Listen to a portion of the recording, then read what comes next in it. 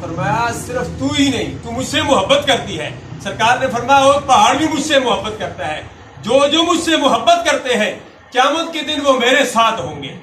تو اللہ یہ نسبت بڑی چیز ہے۔ ہم تو مسلمان ہیں، ہم تو سرکار کے دیوانے ہیں، سرکار کے کلمہ پڑھنے والے ہیں۔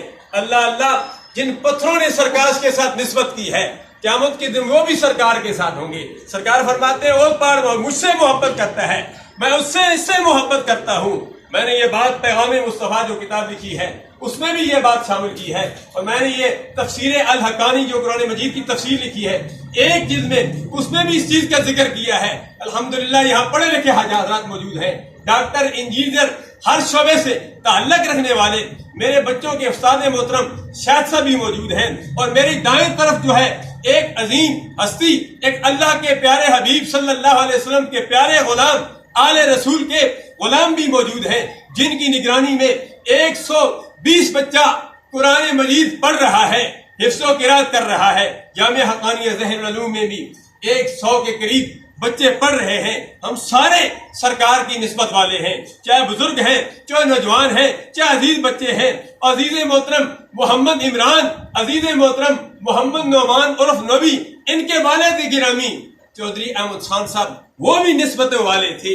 الحمدللہ ہم سب کی نسبت اولیاء کاملین کے ساتھ ہے، اور ان اولیاء کاملین کی نسبت سرکار عبد قرار صلی اللہ علیہ وسلم کے ساتھ ہے۔ کچھ عشق مصطفیٰ اعلیٰ حضرت عظیم البرکت اسی نسبت کے حوالے سے فرماتے ہیں، تجھ سے ہے در سے ہے سگ، اور سگ سے ہے مجھ کو نسبت، میری گردن میں بھی ہے دور کا ڈورا تیرا۔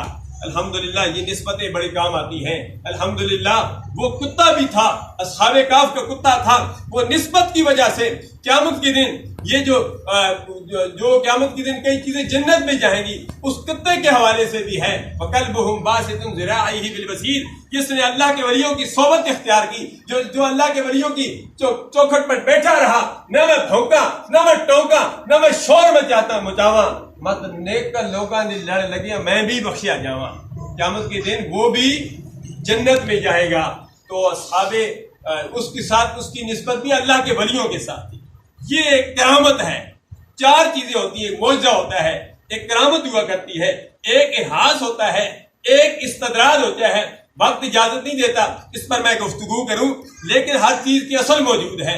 اگر اس دور میں بھی کسی اللہ کے ولی سے یہ کرامت ظاہر ہوتی ہے تو کرامت کی اصل قرآن مجید میں موجود ہے، آصف بن برخیہ کی صورت میں موجود ہے۔ سلیمان علیہ السلام کا غلام آنکھ جھپکنے سے پہلے جن کی کیا طاقت ہے، قبل ان تقوم من مقام جن کہتا ہے کہ یہ مجلس برخاست نہیں ہوگی، وہ مجلس برخاست نہیں ہوگی، وہ بلقیس کا تخت میں آپ کی خدمت میں پیش کر دوں گا۔ اللہ کا ولی کہتا ہے یہ کرامت ہے۔ آصف بن برخیہ وہ فرماتے قبل ان یرتد الیک طرفک، میں آنکھ چمکنے سے پہلے اے سلیمان علیہ السلام آپ آنکھ بند کریں، آپ کھولیں گے، وہ بلقیس کا تخت آپ کی خدمت میں پیش ہو جائے گا۔ تو یہ اللہ کے ولیوں کی کرامات ہیں۔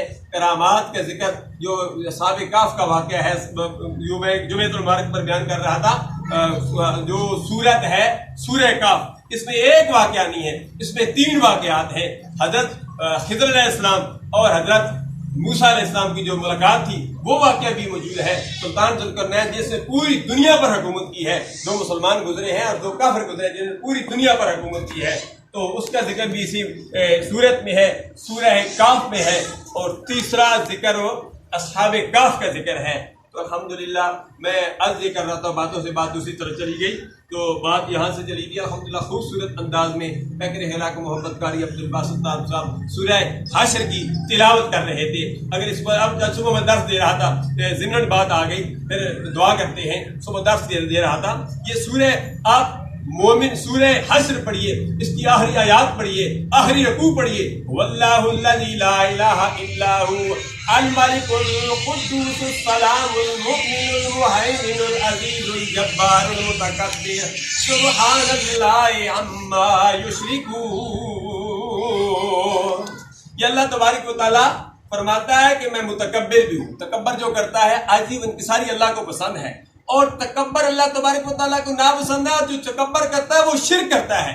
کیونکہ تکبر اللہ کی صفت ہے. سرکار بھی جب معراج کی رات سرکار رب کے پاس جاتے ہیں, عاجزی و انکساری لے کر جاتے ہیں. رب پوچھتی ہے اے میرے پیارے حبیب, جو بھی آپ میرے پاس آئے ہو تو کیا تحفہ لائے ہو؟ اللہ کے پیارے حبیب نے فرمایا یا اللہ میں آپ کی خدمت میں وہ تحفہ لایا ہوں یا اللہ جو آپ کے پاس نہیں ہے. اللہ نے فرمایا یا میرے پیارے حبیب میرے پاس تو سب کچھ ہے, کسی چیز کی کمی نہیں ہے. اللہ کے پیارے حبیب نے فرمایا یا اللہ تو کسی کے سامنے سر نہیں جھکاتا, تو کسی کے سامنے سجدہ نہیں کرتا. التحیات للہ والصلوات والطیبات, میں یہی سر نیاز لایا ہوں.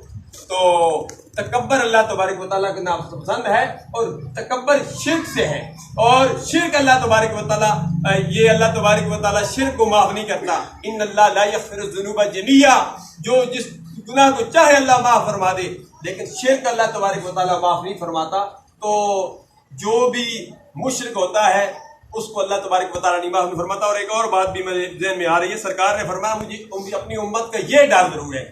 آج امت مصطفیٰ صلی اللہ علیہ وسلم میں اس دور میں ایک فتنہ نہیں کئی فتنے ابھر رہے ہیں. میں یہ بات ضروری سمجھتا ہوں. سرکار نے فرمایا مجھے اپنی امت کا یہ خوف نہیں کہ میری امت مشرک ہو جائے گی, ہاں مجھے یہ خوف ضرور ہے کہ میری امت دنیا سے محبت کرنے لگ جائے.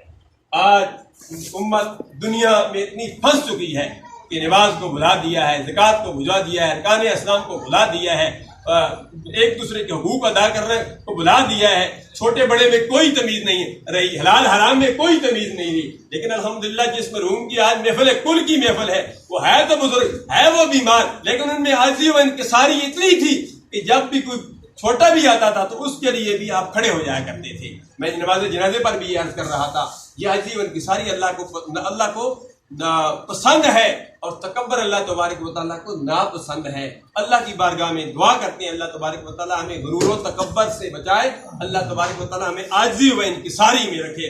ابھی بڑا خوبصورت انداز میں یہ صاحب نسبت ہے الحمدللہ یہ کہہ رہے تھے کہ جو تکبر جو جس درخت کو, جو مجموعے کو مبارک پر بھی اس بات پر رجوع کر رہا تھا, جس درخت کو میں عاجزی ہوتی ہے اس کو پھل لگتے ہیں, اور جس میں تکبر ہوتا ہے جو کھڑا ہوتا ہے تھوڑا سا جھکڑ آتا ہے تو اس کو وہ گرا دیتا ہے, اس کے ٹکڑے ٹکڑے ہو جاتے ہیں. اس میں عاجزی و انکساری ہوتی ہے, اس کو پھل لگتے ہیں. آپ کہتے ہیں یہ سنو کہ یہ سویدے کا یہ درخت ہے, اس کو پھل نہیں لگتے, یہ سیدھا اوپر ہی اوپر جاتا ہے. لیکن جس کو پھل لگتے ہیں تب بھی پھل لگتے ہیں, اس کی میں عاجزی و انکساری ہوتی ہے. الحمدللہ مرحوم میں بھی عاجزی و انکساری تھی, ان کے لیے یہی پھل ہے الحمدللہ.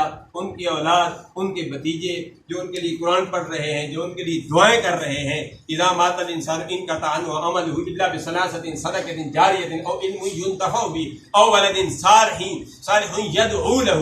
یہ نیک اور صالح اولاد یہ ان کے لیے صدقہ جاریہ ہے. دعا کرتے ہیں اللہ تبارک و تعالیٰ تمام پسماندگان